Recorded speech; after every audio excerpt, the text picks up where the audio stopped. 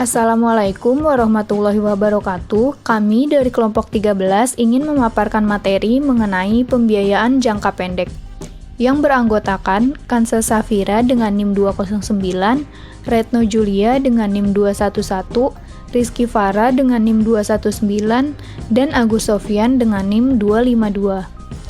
Materi yang akan dibahas ada 5 subbab. Yang pertama, pengertian pembiayaan jangka pendek. Yang kedua, sumber-sumber pembiayaan jangka pendek. Yang ketiga, mengapa MNC memilih sumber dari luar negeri. Yang keempat, menentukan suku bunga pembayaran efektif. Dan yang terakhir, kriteria pembiayaan jangka pendek. Materi yang pertama yaitu pengertian pembiayaan jangka pendek. Pembiayaan jangka pendek merupakan hutang dengan jangka waktu 1 tahun atau kurang dari 1 tahun yang digunakan untuk memenuhi kebutuhan musiman dan aktiva lancar. Materi yang kedua, sumber-sumber pendanaan jangka pendek. Yang pertama ada wesel bayar euro. Salah satu metode yang makin banyak digunakan adalah menjual Euronotes atau sekuritas utang tanpa jaminan. Suku bunga wesel ini biasanya berdasarkan LIBOR, yaitu suku bunga yang dibebankan Eurobank atas pinjaman antar bank. Yang kedua, surat berharga euro. Selain Euronotes, MNC juga mengeluarkan Euro Commercial Paper untuk memperoleh pembiayaan jangka pendek. Pialang menjual surat berharga bagi MNC tanpa dijamin oleh sindikasi underwriting, sehingga tidak ada jaminan harga jual bagi perusahaan penjual. Yang ketiga, pinjaman Eurobank. Pinjaman langsung dari Eurobank yang umumnya digunakan untuk mempertahankan hubungan dengan Eurobank merupakan sumber dana jangka pendek lainnya bagi MNC. Jika sumber dana jangka pendek lain tidak tersedia, MNC sangat mengandalkan pinjaman langsung dari Eurobank. Dan yang terakhir, pembiayaan internal. Dalam hal ini, pembiayaan internal dapat diartikan sebagai dana yang diperoleh dari kelebihan arus kas anak-anak perusahaan yang digunakan untuk melakukan pembiayaan terhadap MNC. Apa sih adanya atau tujuan dari adanya multinational corporate itu? Pertama, tujuan dari MNC itu adalah raw material segar untuk diolah atau diproduksi di negara lain. Kemudian sebagai market seeker, di mana memperoleh pangsa baru di negara lain merupakan tujuan dari MNC. Kemudian ada cost minimizer seeker, di mana MNC berusaha mencapai efisiensi biaya karena dengan melakukan investasi memungkinkan biaya produksi menjadi lebih rendah. Kemudian ada risk minimizer seeker, di mana perusahaan dapat menurunkan risiko produksi dengan penjualan dengan mencari lokasi baru di negara lain. Terus yang kelima ada profit maximization trade-off with cost minimization, di mana perusahaan dapat memaksimalkan keuntungan dengan mengurangi biaya produksi yang serendah-rendahnya. Dalam hal ini perusahaan bisa menghindari biaya yang biasa melekat pada pihak ketiga sebagai perantara. Kemudian ada sebagai finance seeker, dalam manajemen finance suatu perusahaan dapat memperoleh pendanaan dengan cara menjadi bank ketika dapat menunjukkan performa positif terkait penggunaan dana tersebut secara maksimal dan menyediakan return semaksimal mungkin. Dan yang terakhir sebagai penguat struktur perusahaan.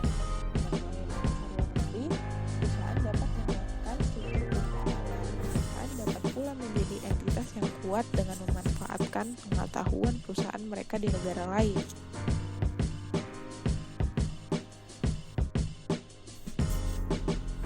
Mengapa MNC memilih sumber dana dari luar negeri? Pertama, alasannya adalah pembiayaan asing untuk mengompensasi arus masuk kas asing. Perusahaan besar melakukan pembiayaan dalam mata uang asing untuk mengompensasi posisi piutang bersih dalam mata uang terkait. Kedua, pembiayaan asing untuk mengurangi biaya.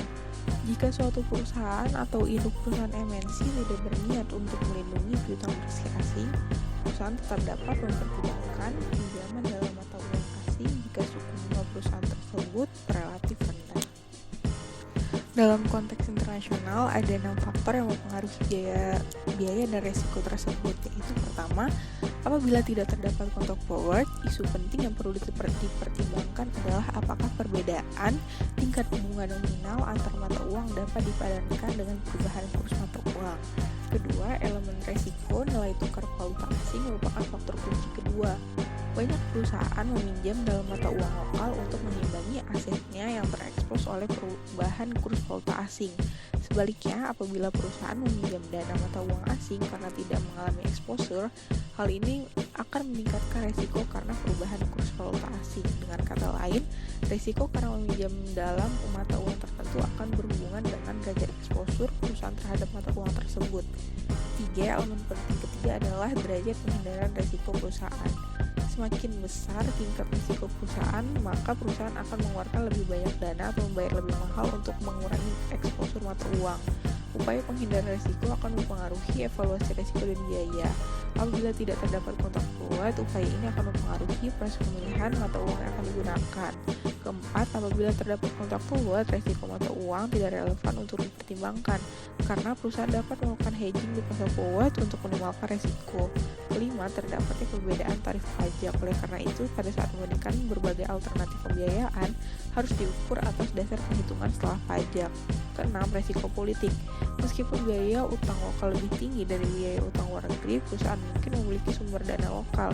Oleh hal ini, karena adanya kekhawatiran terhadap risiko politik antara lain dalam bentuk kontrol yang terlalu ketat atas lalu lintas valuta asing oleh pemerintah negara asing. Menentukan suku bunga pembiayaan. Suku bunga pembiayaan efektif, biaya pembiayaan atau cost of financing, aktual bagi perusahaan debitur akan tergantung pada dua hal. Yang pertama itu suku bunga yang dikenakan oleh bank yang menyediakan kredit. Kemudian yang kedua itu pergerakan valuta yang mendominasi kredit sepanjang periode kredit manajemen keuangan internasional. Di sini ada rumus untuk menentukan suku bunga pembiayaan. Yang pertama itu RF sama dengan 1 plus IF dikali 1 plus EF min 1. Kemudian yang kedua itu RF sama dengan 1 plus IF dikali 1 plus ST plus 1 plus S dibagi S plus minus 1. Penjelasan rumus: RF adalah suku bunga pembiayaan efektif, IF adalah suku bunga kredit dari falas, S adalah spot rate awal pembiayaan, ST plus 1 adalah spot rate akhir pembiayaan, kemudian EF adalah presentasi perubahan dalam kurs spot falas. Kemudian di sini ada contoh kasus. Sebuah perusahaan Amerika mendapatkan kredit berjangka waktu 1 tahun dengan suku bunga 8%. Pada saat menerima pinjaman, perusahaan Amerika tersebut mengonversikan franc Swiss ke dalam dolar untuk membayar pembelian bahan baku. Suku bunga pada saat itu adalah 0,5 dolar per SF. Dimisalkan terdapat dua kondisi di mana yang pertama itu ternyata franc Swiss mengalami apresiasi dari 0,5 dolar menjadi 0,6 dolar atau sebesar 20% sepanjang periode pinjaman. Kemudian yang kedua itu ternyata franc Swiss mengalami depresiasi dari 0,5 dolar menjadi 0,45 dolar atau sebesar minus 10% sepanjang periode pinjaman. Di sini ada penyelesaiannya, yaitu untuk mengalami apresiasi rumusnya itu RF sama dengan 1 plus IF ditambah dikali. Yang keempat, kriteria-kriteria yang harus dipertimbangkan saat memilih sumber dana internasional. 1. Paritas suku bunga. Pembiayaan dipengaruhi oleh persentase selisih antara kurs spot pada saat valuta asing dikonversikan ke dalam valuta asal dengan kurs forward yang tertera pada kontrak forward. Kedua, kurs forward sebagai kurs peramal.